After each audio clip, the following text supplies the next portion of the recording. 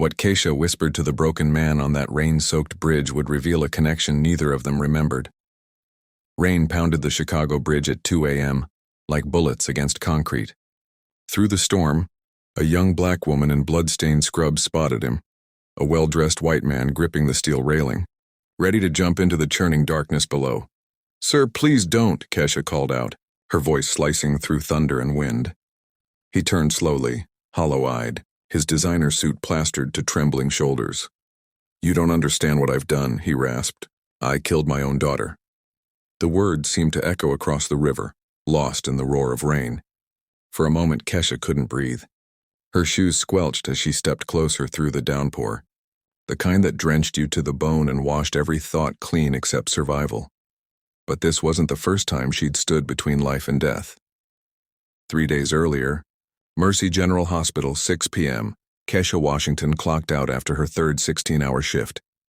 Her CNA uniform told its own story. Blood from a stabbing victim, coffee stains from her only 5-minute break, tears from comforting a family who'd just lost their father. Her sneakers were split at the soles, duct taped together. Her back ached from lifting patients twice her size, but she couldn't stop. Not when the bills kept coming. The walk home cut through a neighborhood she barely recognized. Where corner stores once sold penny candy, cafes now charged $8 for a latte. Luxury condos rose like glass monuments to displacement. Every step reminded her that the city kept moving forward, while families like hers drowned in its wake. She stopped at Carter's Market, her nightly ritual, counting change, buying the cheapest meal she could. "Ramen again?" Mrs. Carter asked softly. "Payday's Friday." Keisha counted crumpled bills, $2.37. The old woman slipped an extra pack across the counter. "For your grandmother, I can't, you can." "You helped my son when he broke his arm, remember?" Keisha's throat tightened. These tiny kindnesses were the stitches holding her world together, but they didn't pay mortgages. At home, the orange foreclosure notice screamed against fading blue paint. $47,000 due by month's end. Her grandmother, Rosa, slept in the next room.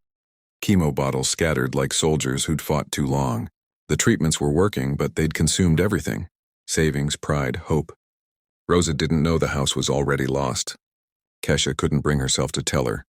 Her laptop waited on the kitchen table, another online nursing assignment due before midnight. For 2 years, she'd kept a 3.8 GPA while working 80-hour weeks. 47 scholarship rejections. Each one said the same thing: insufficient community involvement. Hard to volunteer when you were trying not to drown. She opened her textbook, Advanced Cardiac Life Support, and laughed without humor. Studying to save hearts while mine keeps breaking. Her phone buzzed. "Supervisor, can you pick up Morrison's shift tomorrow? Double pay, 16 more hours, miss another class. Fall further behind, Keisha." Yes. Because what choice did she have? She stared into the bathroom mirror. Dark circles under eyes that used to sparkle, cracked hands, hair pulled back in a bun she hadn't changed in days. She touched the faint scar on her right hand and felt a whisper of a different night, 10 years ago. A stranger bleeding in an alley. A terrified 16-year-old pressing her jacket against the wound, paramedics shouting, the man gripping her hand and whispering, "Angels watch over good people." She'd given him her mother's angel pin, the only thing she had left after the funeral. He'd promised to find her, to thank her. She'd waited weeks, months, then years. He never came. That night taught her something cruel and beautiful. Helping people hurts, but it's worth it. Maybe if she helped enough, she'd prove she was one of those good people angels watched over. The kitchen clock read 11 p.m. She should have slept. Instead, she filled out one more scholarship form. "Why do you want to be a registered nurse?" "Because everyone deserves someone who won't give up on them, even when they've given up on themselves." She hit submit. Outside, rain began to fall. Tomorrow, she'd take the bridge home again. She always did when it rained. The water helped her think. She had no idea that decision would change everything. 3 nights later, 2 a.m. The storm struck Chicago like divine punishment. Her umbrella gave out 2 blocks from the hospital. Rain soaked her thin jacket, her scrubs, her resolve. She should have waited it out, but Rosa's medicine couldn't wait. Halfway across the Millennium Bridge, lightning flared. A silhouette stood at the railing, motionless, wrong. She knew that posture. She'd seen it too many times in the ER, the stance of someone ready to let go. "Sir, are you okay?" she called, approaching carefully. He didn't turn.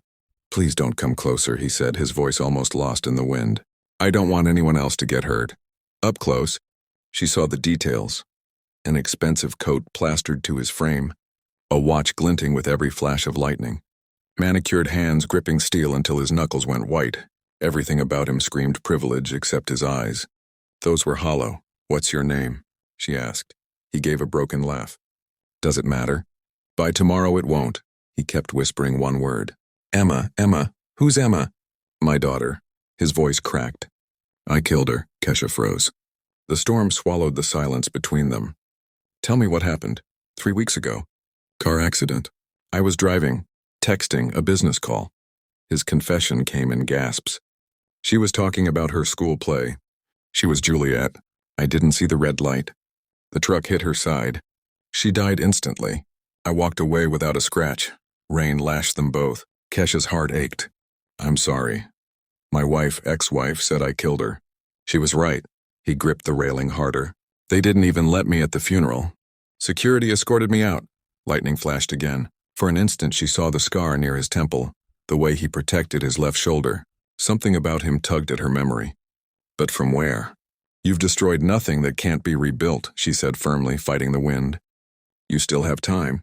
That's what every parent I've seen in the ER would give anything for. He shook his head. How? How do I live with this? By living the way she'd want you to, Kesha said. With purpose. Don't waste the time she lost. He turned toward her then, rain streaking his face. You don't understand. I'm a monster. Kesha stepped closer. I understand more than you know. She paused, breath trembling. When I was 16, my mama had a heart attack while I was working overtime. I thought $28 would fix our problems. By the time I got home, she was gone. Robert, though she didn't yet know his name, stared at her, eyes wide. I hated myself for months, she continued. Every night I came to this bridge. I thought about jumping too. What stopped you? A stranger, she said. A man bleeding in an alley 10 years ago. I saved him. He told me angels watch over good people. That night I decided to live, to be one of those people. He flinched, touching his left shoulder instinctively. What did he look like? He asked, voice strange now. White, tall, business suit. Scar right here. She pointed to his temple. Protected his shoulder like it hurt. He went still. And you gave him something, didn't you? Kesha nodded slowly. My mama's angel pin. He reached into his coat pocket with shaking hands and held up a small silver pin. Lightning turned it into liquid light between them. Kesha's breath caught. That's impossible. 10 years ago, he whispered. Downtown alley. 3 men stabbed me. You're her. You're the girl who saved me. Her knees nearly buckled. And you're the man I saved, my angel. Rain hammered the bridge as realization flooded both of them. 10 years of searching, guilt, and survival converged in that moment. You saved me twice, he said. Once from bleeding out, tonight from jumping. And you saved me too, Kesha replied. That night made me want to become a nurse. Made me believe helping people was worth it. Lightning crashed again. His foot slipped on the slick concrete. Kesha lunged forward, catching his arm. They collapsed together against the railing, soaked and shaking. I've got you, she whispered. He looked at her through tears and rain. Emma would have loved you. She always believed in guardian angels. Then let's prove she was right, Kesha said. Let's live like people worth watching over. Slowly, she helped him away from the edge toward the covered bus stop. Neither spoke. Only the rain did. Whispering forgiveness neither of them thought they deserved. Under the shelter's dim light, he finally said, I'm Robert. Kesha. He nodded, clutching the angel pin like a relic. You gave this to me once. Let me give it back. She closed his hand around it instead. Keep it. You still need an angel watching over you. Outside, thunder rolled toward the horizon. Inside, 2 broken souls sat side by side, alive, connected, and forever changed.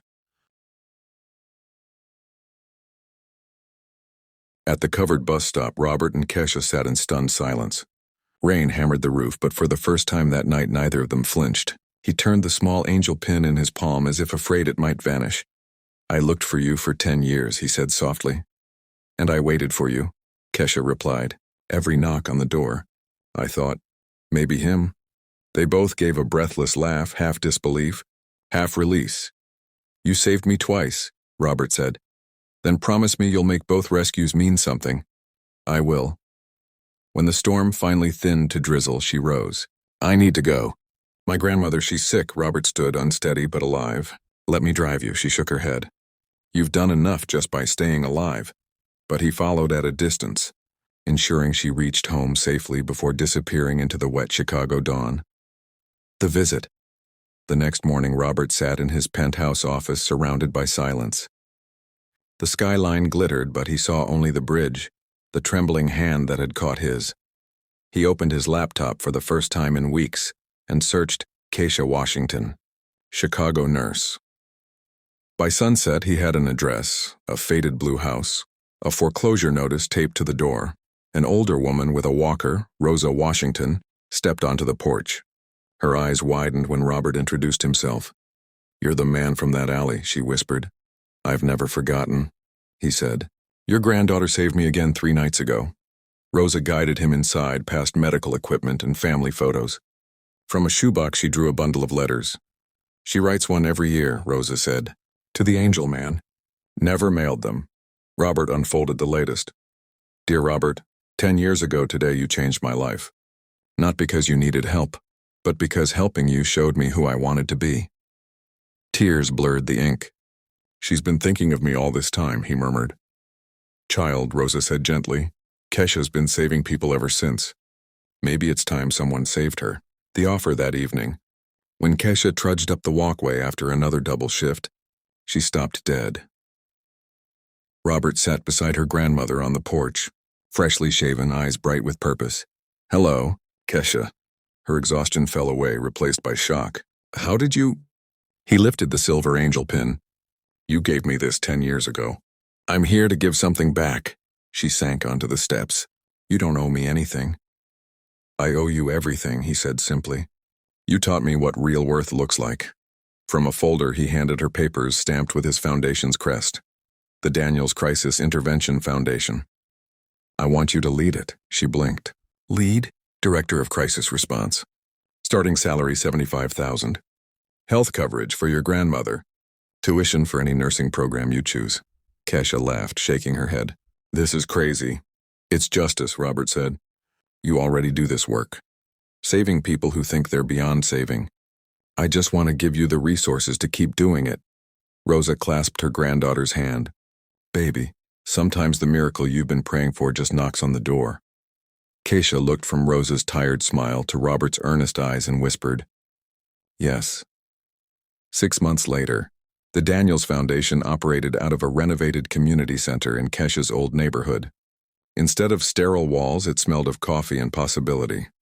A banner read, In memory of Emma Daniels, where angels are born. Kesha moved through the office with calm authority, briefing her 12-person crisis team. Remember, she said, we don't just answer emergencies, we restore hope. In half a year, the foundation had handled 800 interventions, prevented 24 suicides, and kept hundreds of families in their homes. Reporters called her the nurse who saves twice, but she always redirected praise. This isn't about me, she told CNN. It's about proving that compassion works faster than judgment. Robert watched from the doorway, pride softening the lines grief had carved into his face. You've changed more lives in 6 months than I did in 40 years of business, he said. You started it, she replied. You believed in an angel story? I believed in you. The movement 1 year later, their story went viral. Volunteers across the country began wearing small silver angel pins as a quiet promise to help anyone in crisis. Hospitals adopted the Washington model of intervention. Police departments requested joint training.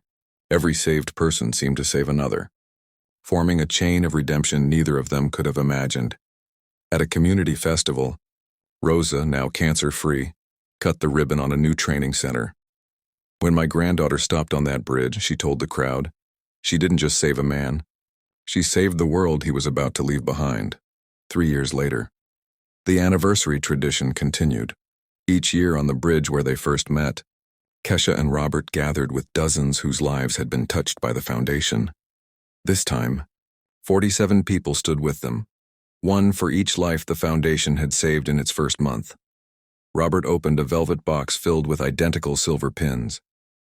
These belong to all of you, he said, not as jewelry, but as reminders that you're someone's angel and they're yours. Keisha fastened one on a trembling young woman's jacket. Sophia, she said, you called us once. Now you're part of the team. The girl smiled through tears. Because you answered. When the speeches ended, Keisha touched her original pin, the one that had passed from her mother to a stranger and back again. My mama used to say angels appear when people need them most, she told the crowd. I've learned we don't wait for angels, we become them. Robert stepped beside her, the river gleaming beneath. Emma would be proud, he said. She is, Keisha whispered. Every time we save someone, I feel her here. They stood together as camera lights faded and night settled over the city. 2 lives forever joined by mercy. Proof that a single act of compassion can echo across generations. Below the new plaque on the railing read, Emma Daniels Memorial Bridge, where angels are born. A small QR code beneath it led to the Foundation's 24-hour crisis line. The wind carried the distant hum of traffic, the pulse of a city still hurting but healing. And on that bridge, where one life once nearly ended, thousands had found a reason to keep living.